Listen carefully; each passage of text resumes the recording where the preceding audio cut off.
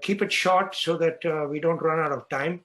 And the particular title, subtitle was Net Zero from Local to Global. And this is brought to you by Brighter Climate Futures, which is kind of what I've named our organization. Actually, it was Christina and another lady that convinced me to use, because of the fact that we were tending to get depressed. I initially wanted to use the title for the book called From Armageddon to Paradise, and they convinced me to say Brighter Climate Futures, and that's basically what my book was about.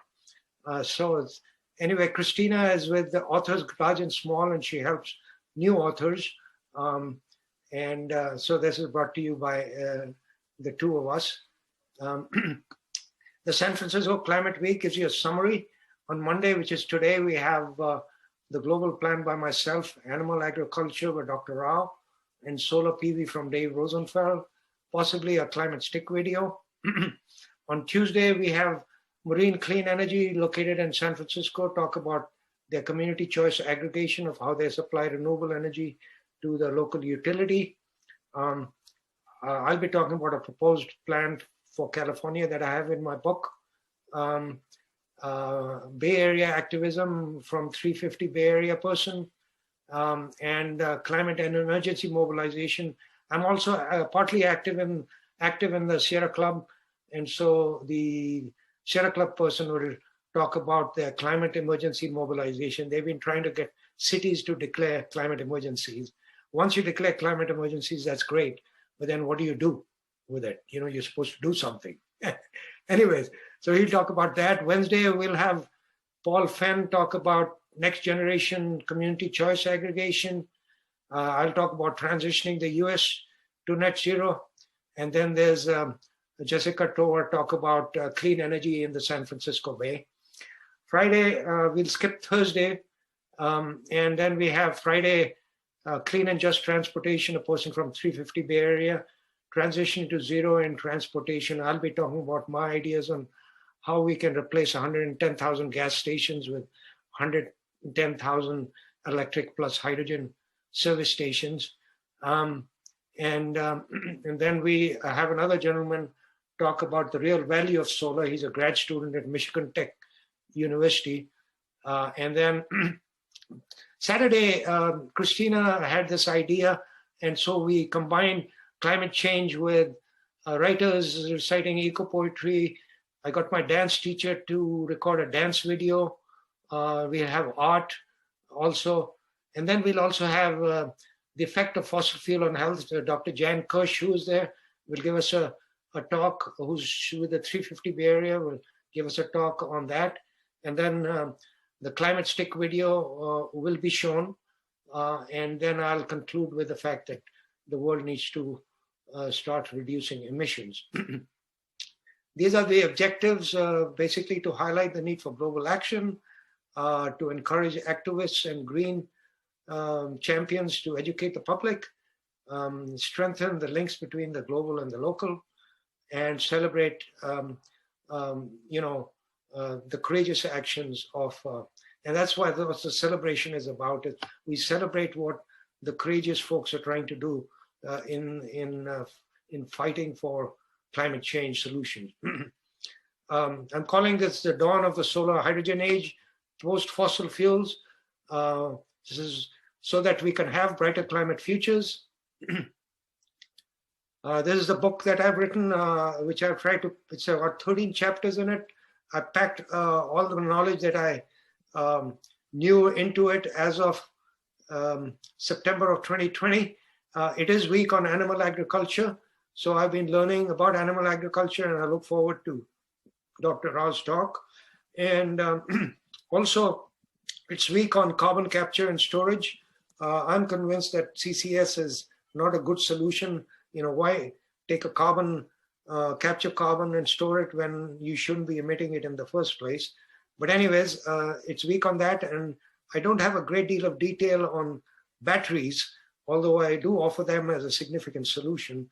So those are the three deficiencies in the book. Anyways, So what I started was IPCC. I've been following IPCC since 1991, the first assessment report. In 1992, I learned from them. In 1992, I had a group called the Earth Summit Network in Chicago, and I was going around giving talks on climate change. I realized I didn't know too much, but I've been following all the assessment reports since 1991. And they've been getting more and more certain. You know how scientists talk, right? In uncertainty. Well, there was greater and greater certainty on the fact that it was man-made and was getting worse. Anyway, they came out with this global 1.5C report, which said that in order to keep the temperature rise below 1.5C, we had to get rid of carbon emissions, definitely by 2050, methane down by 50% and nitrous oxide down by 25%. So I said, okay, I'm going to take that as a quantitative goal, and I'm going to try. I'm an engineer, scientist.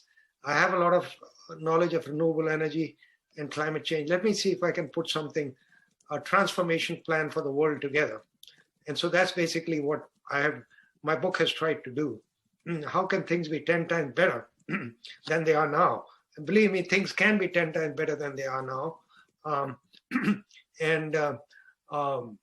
So we have plenty, we can have plenty of renewable energy.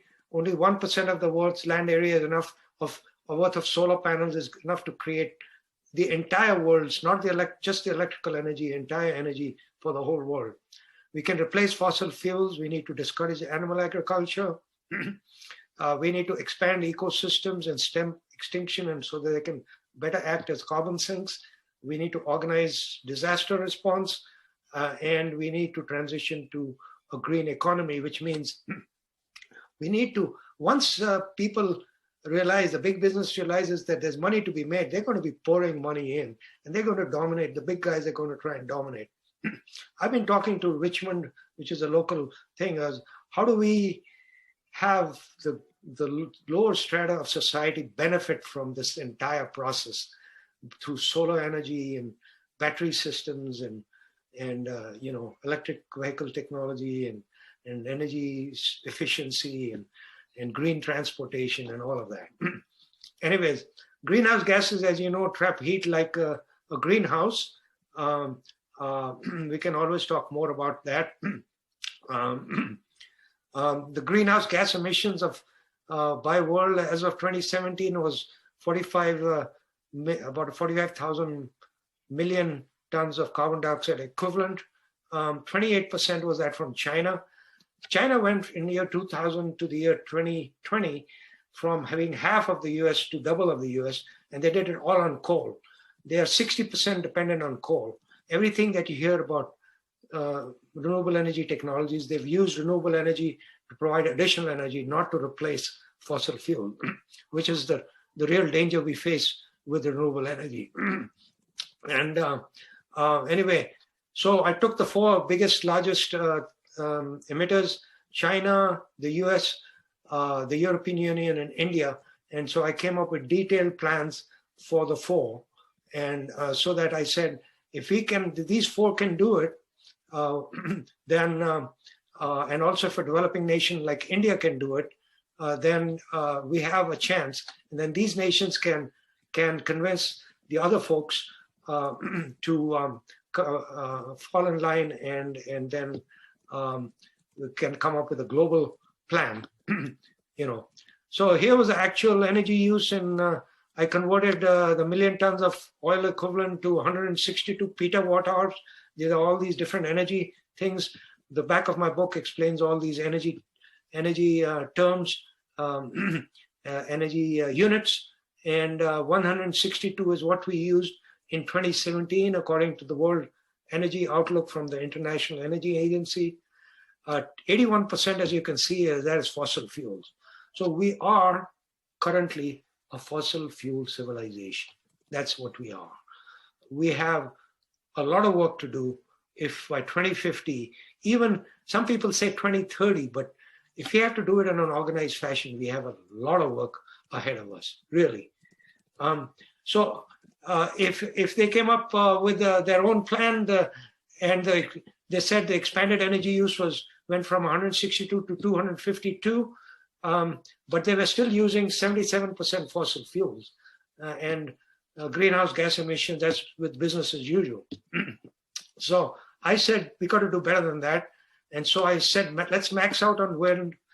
Let's do the best we can do with solar. Let's try and use solar in an indirect form where we use electrolysis. We take water, we take solar energy and produce hydrogen and ammonia, and take hydrogen and then reuse it. So it's once it becomes a stored form of renewable energy, it becomes a energy dense portable fuel you can use in other places, and you burn hydrogen and combine with oxygen, and voila, you get hydrogen oxide, which is water. So this is kind of, in a sense, what I'm saying is what we can do. Like I'm saying, solar panels, I ran the calculation, we know how much utility scale power plants for solar, how much square kilometers they organize. And so I arrived at a common average number, and then I calculated how much land area would be needed to produce 162 petawatt hours. And it's less than 1% of the world's land area. And the land area, of course, by the way, is much smaller than the total land area, which includes the sea. But plenty of clean energy for our expanding needs. If we still want to be consuming more energy, we can have more clean energy. We can replace fossil fuels with renewable energy. We can electrify everything possible and expand transmission lines if that's the way we want to do it.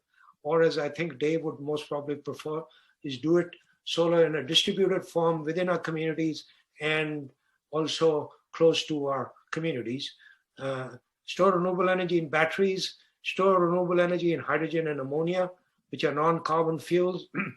And I've come up with the concept of solar electric hydrogen highways, and then electrifying, how do we deal with aviation? And I've come up with the concept of having high-speed rail networks throughout the world in order to, so that you hop onto Europe by plane or using an ammonia-powered ship, and then you basically, once you're in Spain, the rest of your travel in Europe has to be all through green transportation. We think nothing of, oh, we're going to go for a vacation to Europe. Well, that plane trip, busts your carbon budget.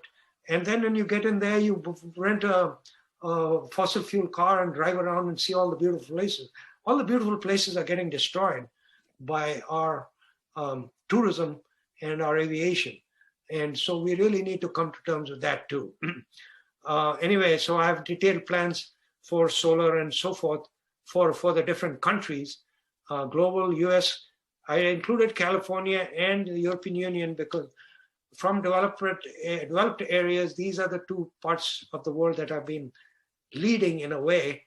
And so there's things occurring here that folks can learn from. At the same time, both California and the EU have tremendous challenges of their own. And let me see. Okay.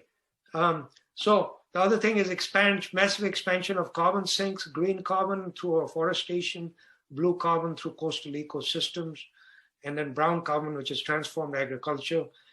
That, of course, still does not acknowledge the fact that a lot of the agriculture that we need is due to animal agriculture. And that whole situation creates bad things for agriculture. You have so much land being used for livestock. You have, you have deforestation taking place because of animal agriculture and so forth. So the impact of animal agriculture is pretty strong. Let me see if I can. I'll just interrupt you for a second. Did you want this live on Facebook? Because we're not live on Facebook. And I thought it was a live event on Facebook. A problem I was having with Facebook was the event I set up on Facebook. When I go from Zoom, there is actually some place where on Facebook it's showing up, but it's not showing up at my event. I have to somehow create another event. And so I haven't been successful in creating a live Facebook event that streams via Zoom. Okay. Okay. And I think I better transform. For some reason, it doesn't seem to want to. I better end my talk here soon so that I can give. Okay, here we go. We need global disaster risk reduction. We have to come up with ways 100% of the time, every day of the year, preparing for the next set of disasters. Even if we kept the temperature up to 1.5 C, we'll have wildfires, hurricanes, coastal storm, tornadoes, all of these getting worse. So we need a globally organized disaster response. What you can do, educate yourself, be active globally, locally, apply pressure on the political process, link global and local, and prepare for the new economy. So thank you with that, and I'm going to end my talk there so that we can proceed to our next talk. Should we keep our question and answer towards the end? Yes, keep it towards the end. Okay, all right. That will give plenty of time. That way I'm going to stop my share, and then next is Dr. Rao, right? Dr.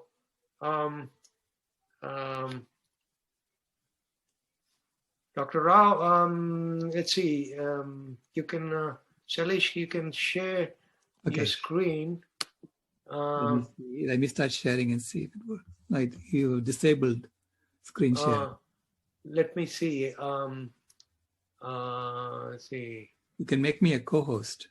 How do I do that? Click on my name in the participants list. Oh, okay. On your participant list. Yeah, okay. Make me co-host. And click. Oh, yes, I see it. And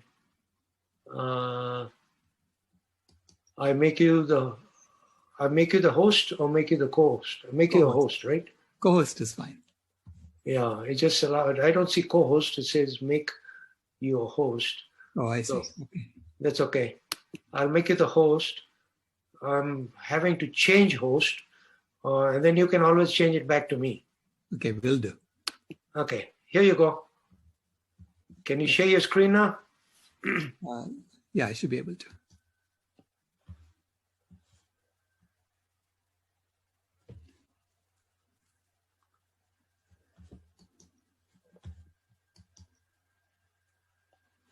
Do you see it? Yeah, we see it. Mm-hmm.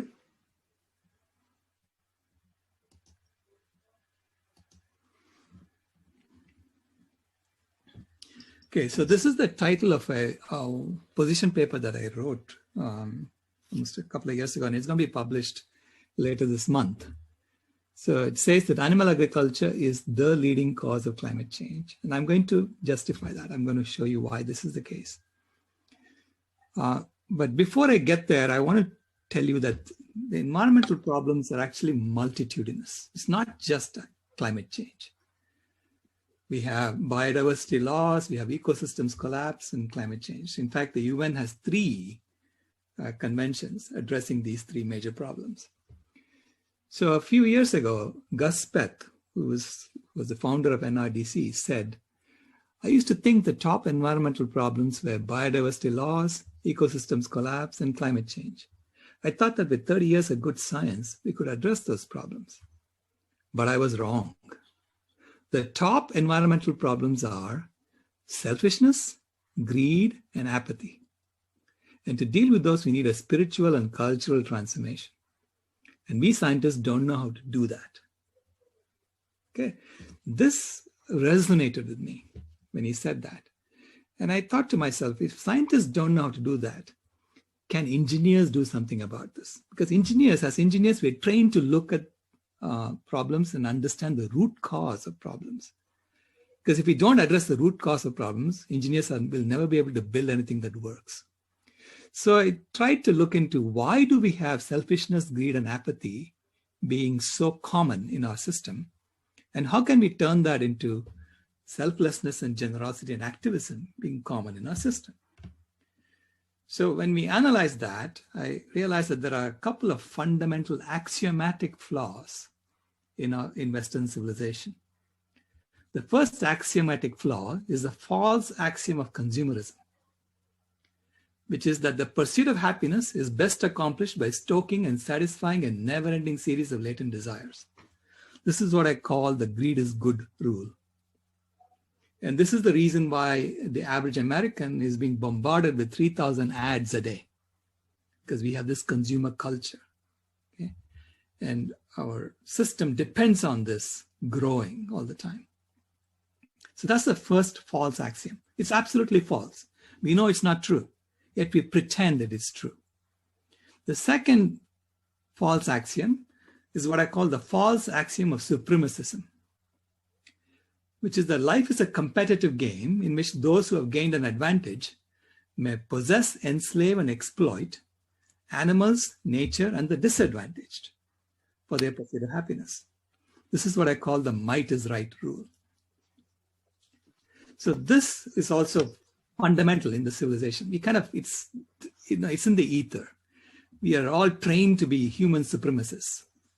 And then within humans, within that you'll have other gradations of supremacism. There's white supremacism, male supremacism, and so on.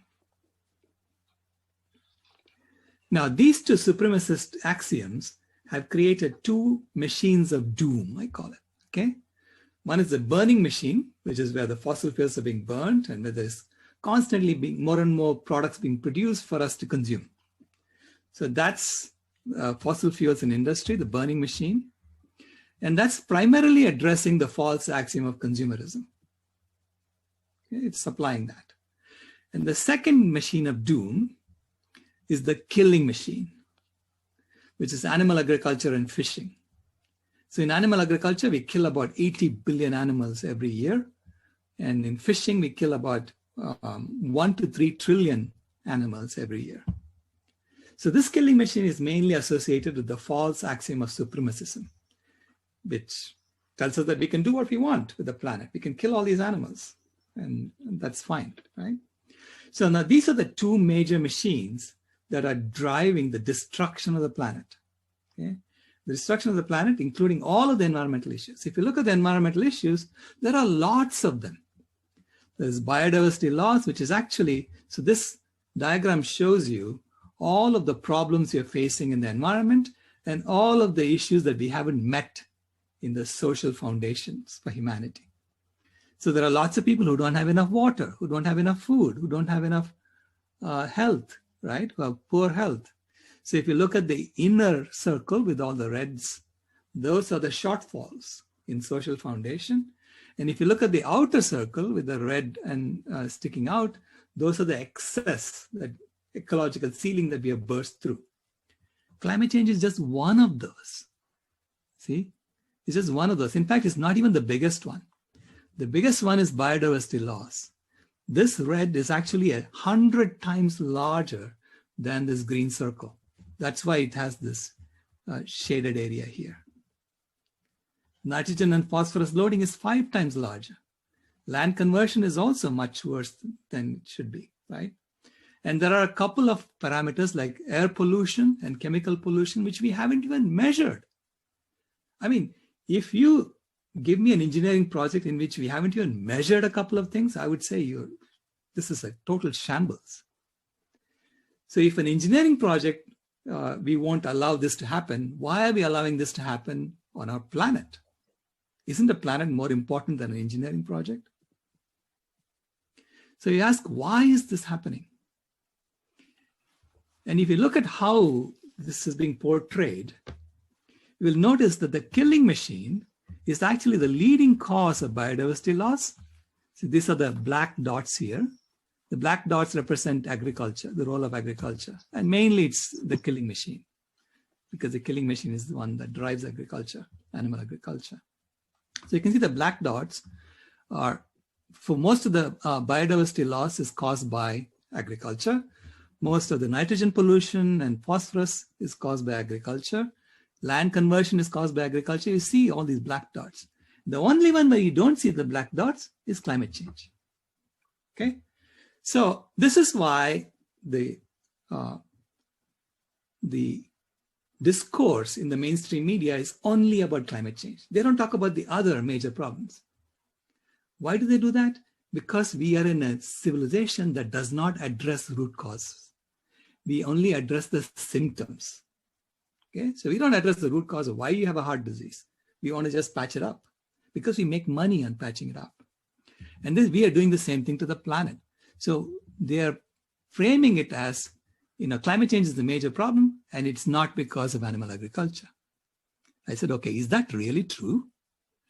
Let me understand why they are saying that. And then when we look closer, we'll discover that actually the food system, our food system is a total engineering shambles. We only eat, as humanity, we eat about 1.6 billion tons of food, which is shown in the block diagram on the right. Okay, so we eat about 0.5 billion tons of fish. We eat about 1.35 billion tons of plant foods and 0.19 billion tons of animal foods. So we totally eat about 1.6 billion tons of food, but we are actually extracting 9 billion tons of food from the planet. So almost 6 times as much food. And yet 10 million people are dying of hunger-related causes every year. About 2 billion people are not getting enough food. So why is this? This is awful. Okay, why is this happening?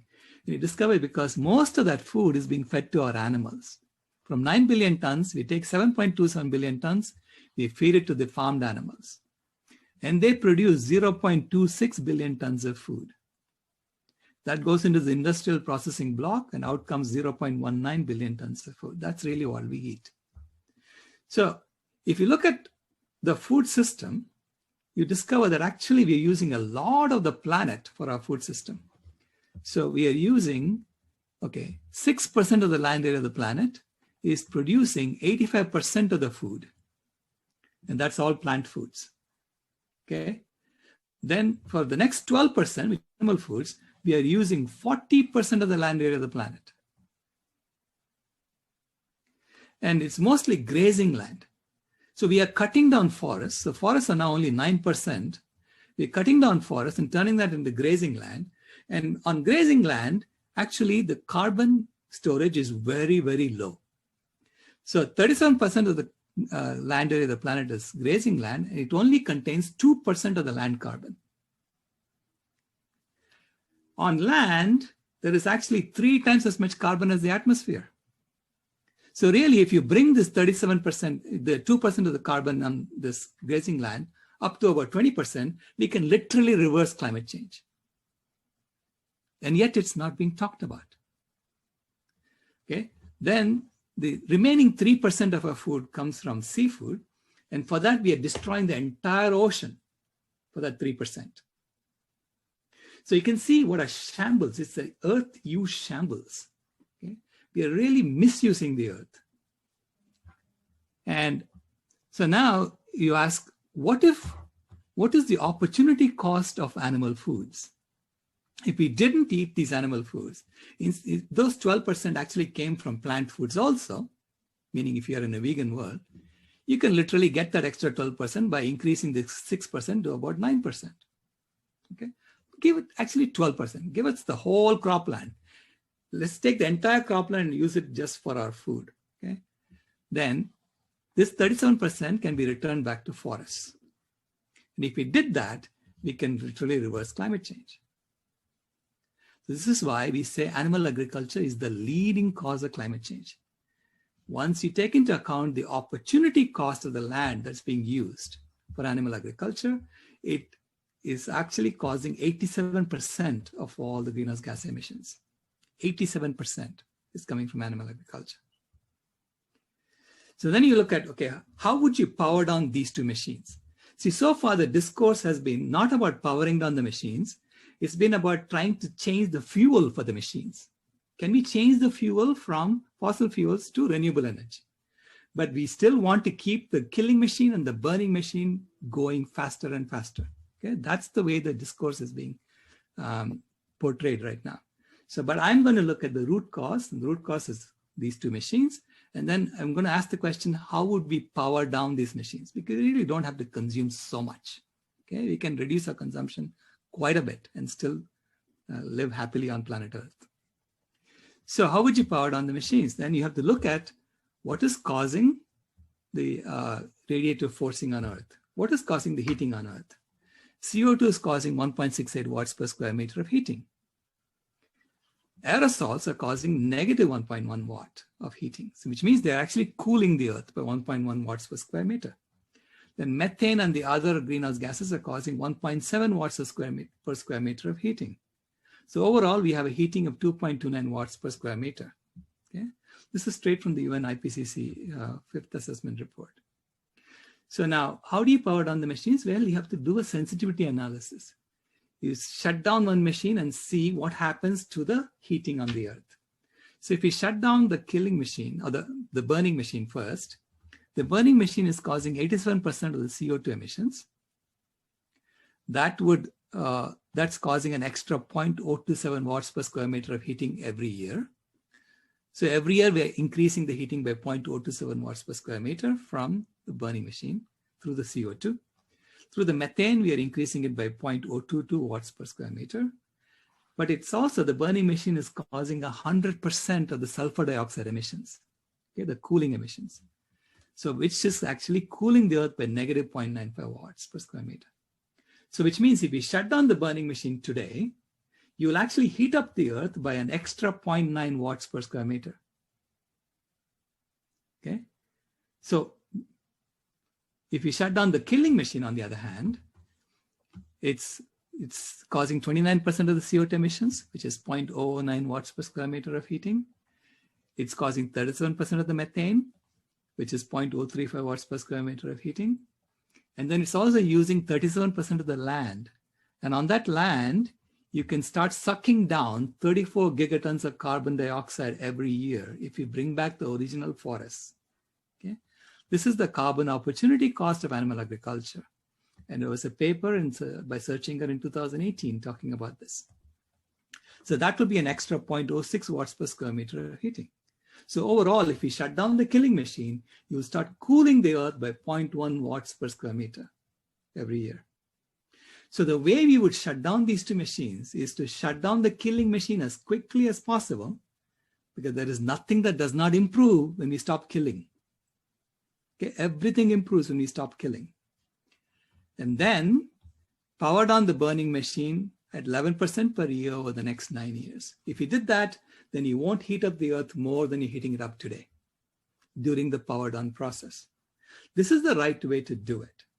And this is why I say that the fundamental focus for the climate change community should be to address animal agriculture first. Shut it down first. So Richard Feynman said, for a successful technology, which in this case is civilization, reality must take precedence over public relations, for nature cannot be fooled. Nature is going to give you consequences for our actions. So we have to change our axioms. We cannot keep pretending that the axiom of consumerism is true. It is not. It's false.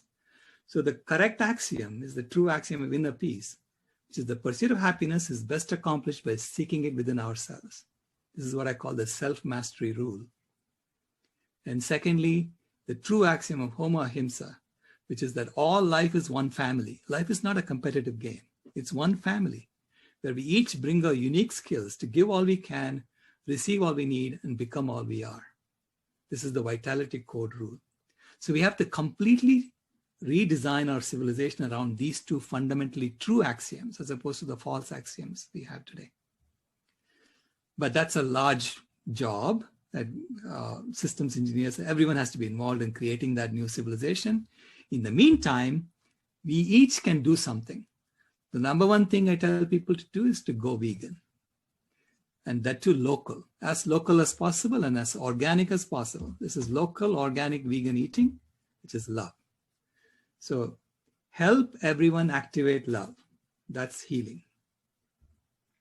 Secondly, become a conscious consumer, because everything you buy either is part of the killing machine or is part of the burning machine right now. And so rather than the buy nothing day, which is what I was recruited to, I started something called the buy everything day, which is I don't buy anything on any other day, but I only buy everything I need on that one day. And of course, that excludes groceries and gas. But otherwise, I do all my discretionary shopping on only one day in the year. Okay? So do that, create a shopping list on the rest of the days, and then go buy everything you need on that one day. And thirdly, join a community and contribute. So we have the Vegan World 2026 Convergence happening every 3 months. The next one is happening on April 24th to 25th. And you can register here, bit.ly/vegtix5. So join a community and help us create this new world, this new vegan world, which is based on the correct axioms as opposed to the false axioms that we have today. So thank you very much. And this is my granddaughter who drives me every day. She's my chairman of the board. Thank you, Sailesh. You want to stop sharing and turn it back to me? Hold on. Okay, you're the host now. Okay, let me turn around and Dave, let me give you, I have to apologize as an organizer. We had a number of different kinds of talks, and I was trying to keep them to one theme, but I wasn't able to do that. So we had to, and plus everybody was not available on every day. So we had to mix topics. There's Dave is going to talk next, and Dave is he's the executive director of the Solar Rights Alliance, and he's been a community organizer for over 20 years, and he believes people power is the best way to overcome special interests. And so he's going to talk about his work with the Solar Rights Alliance. Dave, let me make you the host so that you can share your screen.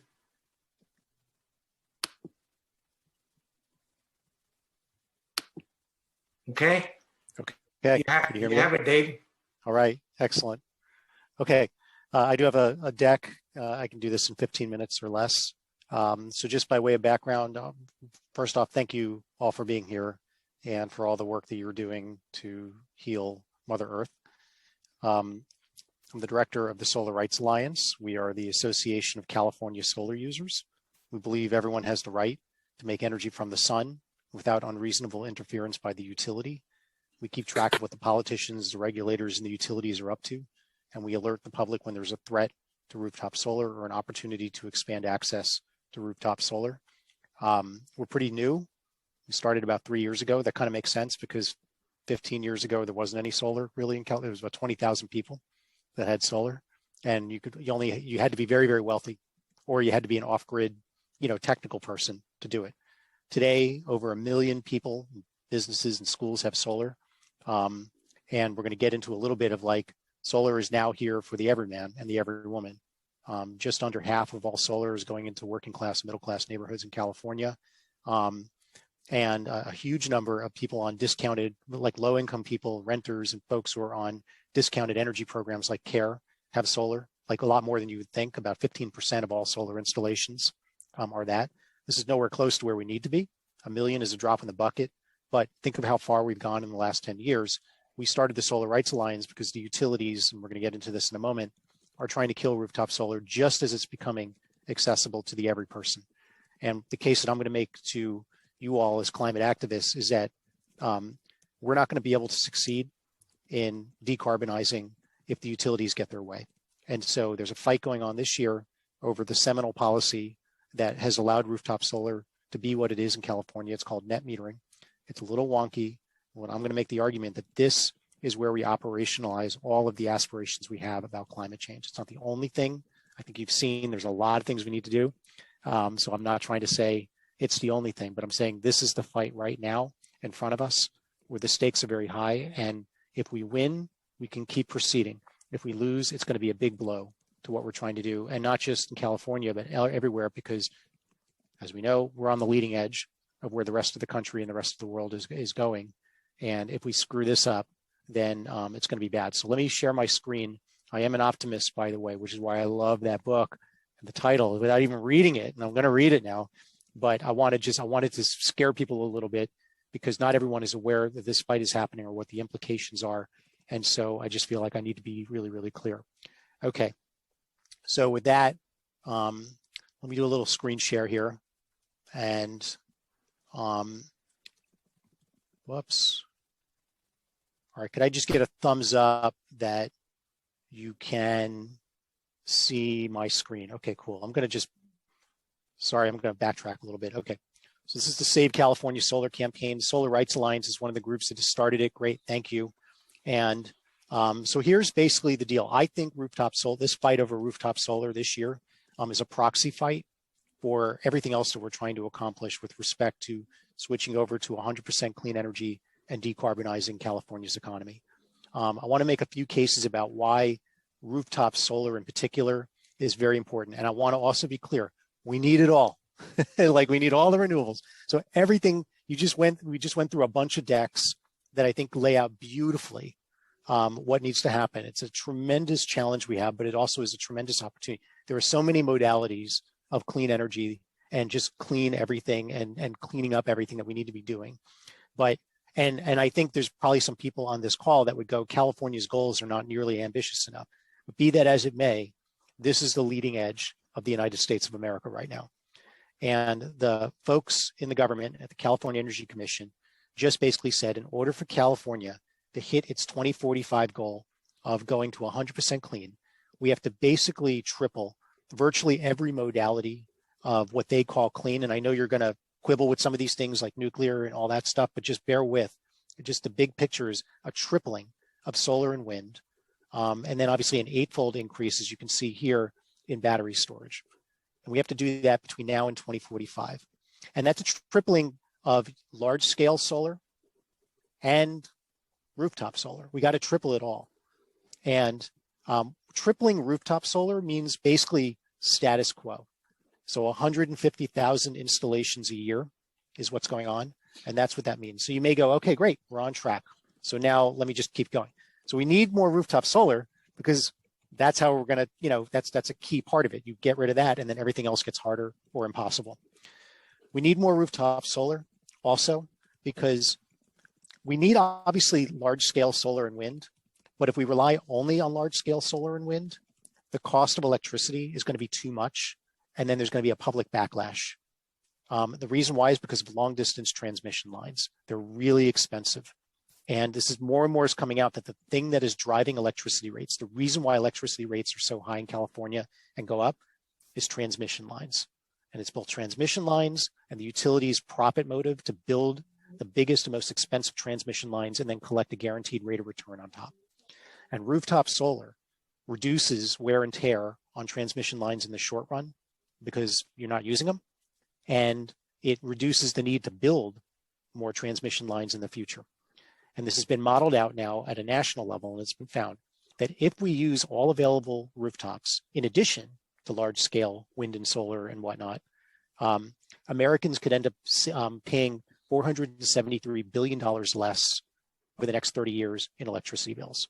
In contrast, if we double down, this is the same study, if we double down on the same thing we're doing right now, which is a little bit of rooftop solar, but not really, then Americans are going to end up paying $385 billion more in electricity, and it's all about long distance transmission lines. We saw what happened in France when Macron tried to correctly increase the gas tax and how there was just a massive revolt. That'll be nothing compared to what we see here if we're forcing people to electrify and they have to pay, they're literally switching from being dependent on ExxonMobil to PG&E's expensive electricity.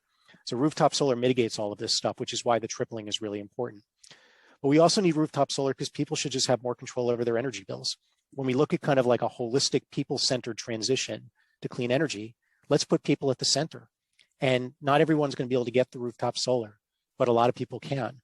And that's a way that we can help people and entire communities when we stitch these together into microgrids and virtual power plants and community solar and some of these other just beautiful solutions that allow the individual rooftop solar system to work on behalf of not just a home or the apartment building, but the entire community, especially with batteries.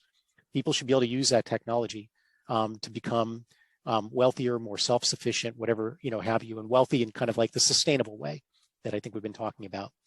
We also need more rooftop solar because right now we face this unsustainable choice between keeping the lights on or increasing the risk of wildfires. And so long as we're over-reliant on long-distance transmission lines, what our reality has been the last few years is going to be our reality. And it's inconvenient for people who have resources, but it's devastating if you rely on a refrigerator for your medicine. It's devastating if you rely on kidney dialysis machine, or if a week's worth of grocery, when that spoils, that actually means that you have to go to the soup kitchen for your food. And so this is real, and rooftop solar and battery storage is the only thing, if we do that at scale, that can start to mitigate the absolute need for planned safety power shutoffs. So the deal is the utilities want to double the cost of rooftop solar, and they have proposed doing that exact thing to the CPUC. And they have proposed basically going to the heart of the policy that allows rooftop solar to exist, which is net metering. In short, net metering is what allows a solar user to take their extra solar energy, the extra that they don't use, it goes out the house, out the wires, the neighbors use it, and the solar user gets a bill credit. And that is what allowed solar to become now almost, half of working in middle-class neighborhoods can now get solar. And so here's what they're proposing. The highest solar fees in America. If you live in SDG&E territory and you have a standard 6 kilowatt hour solar system, kind of medium size, you'd pay an extra $91 a month on average, which would wipe out whatever value proposition that you got to begin with. A 77% cut in the net metering credit, so the actual bill credit you get for the electrons that you share back to the grid with your neighbors. And then a bunch of other things that if unused solar credits would expire at the end of every month, which basically wipe out any of the savings from all of the solar that you make during the summer and the spring months that you then apply towards the winter and fall months. The utilities are running a very aggressive campaign. They've set up a front group called Affordable Clean Energy for All. You may have seen their ads. They're basically claiming that rooftop solar is actually what is driving electricity costs. The reason why rates are going up is because of rooftop solar. Rooftop solar users are taking their ball and going home, not paying their fair share, and getting this sweet net metering subsidy on top of it. And they're just rich people who don't deserve that money anyway. That's their story. It's completely bogus. I was already going over. It's utilities profit from building more power lines. Rooftop solar reduces the need to build power lines. That strikes at the heart of the utility business model. And so what utilities want to do is scapegoat rooftop solar and flip the narrative. And that's what's going on. And as I was saying before, rooftop solar is actually reducing the need to do all of that. And in 2018 alone, rooftop solar reduced power line maintenance so much that it saved the state $2.6 billion. So it's real savings for people. The only people that don't benefit from this are the utilities. The public is totally there, as you can imagine, as they've always been on clean energy, and that's across all party lines. Over 100 nonprofit organizations and businesses have joined our campaign to defend rooftop solar. I'm going to give you a way that you can get involved as well. Our goal is to have solar and batteries in the hands of millions of Californians over the next decade. That means we got to keep solar growing. We got to triple it for the sake of meeting our greenhouse gas goals, but we just need to keep it growing so that people can benefit. And so the transition is actually putting people at the center rather than a giant corporation with shareholders that don't live in California. But we also want to make solar more affordable for working class people and renters. And there's a bunch of things that we can be doing to fix net metering in ways, and the utilities have lobbied against this for years. And so we want to use this as an opportunity. Let's make this better so that more low-income people and working class communities and communities of concern can benefit from rooftop solar. And then we also want to supercharge battery adoption so that by 2030, anyone who's getting solar is always getting a battery, and the batteries are cheap enough that we can make that happen. And we're already on our way there if we kind of keep the train going. The California Public Utilities Commission are the deciders here. They're going to be deciding in November the whole thing. So we're in the middle of this proceeding, but this guy really is the one that's going to be making the decision because we know he's the boss. And so our campaign is very focused on this has got to be about him deciding that on his watch, does he want to see the destruction of rooftop solar, that it becomes so expensive that nobody can get it literally on the eve when it was just about getting into the hands of the everyman and every woman. So that November is when the CPUC makes their decision. If you're feeling compelled by this, sign the petition at savecaliforniasolar.org. We can send these materials out afterwards as well. Sign it, share it, go bananas as much as you want. Many of you are involved in organizations. We would love to work with you. There's so much that we could be doing. If you don't have a lot of time and you just want to add your name as an endorser, you can do that on the website that we've set up for this campaign. If you want to talk more with me, kind of get a presentation, kind of drill down in some of the stuff, I'm totally happy to do that. We're basically talking with organizations all around the state about this stuff. And then obviously, you know, there's a million, we're organizers, as you are too. And so we got lots of things to do even beyond that. My contact information is here. We can send it out afterwards, of course, as well. So I'm just going to stop my screen share in the interest of time. And thank you all for bearing with as I went through this. Thank you. Thank you, Dave. Again. Really appreciate your great talk. And in fact, Dr. Rao, your talk was awesome. And I just wanted to share one thing, which what Porus was talking about when he talked about my first book was something called Rethinking Progress. I published it in 2005. I couldn't find a publisher in the US, published it in New Delhi, India. And the first chapter details the ecological crisis. And it's all the issues that Dr. Rao has raised, list by list, and that was describing it as of 2005. But all of those situations are getting worse. There's no doubt about it. And they need our attention. The ecological crisis needs our attention. But my thinking is that if we are not able to come to terms with climate change, it's going to be so devastating for us and so devastating from a social and political and conflict viewpoint that if we don't solve it, we are going to run out of time, and then we're going to careen out of control because the wrong kind of governments are very easy to get into place, as we saw in the US. And we have the wrong kinds of governments in Brazil, in Russia, and other nations, and so fascist type governments, political governments, backlash governments. If we can do things in an organized fashion and convince people that we can change things and make the incentives available at the same time, we increase the disincentives for the wrong kind of activities and increase the incentives for the right kind of activities.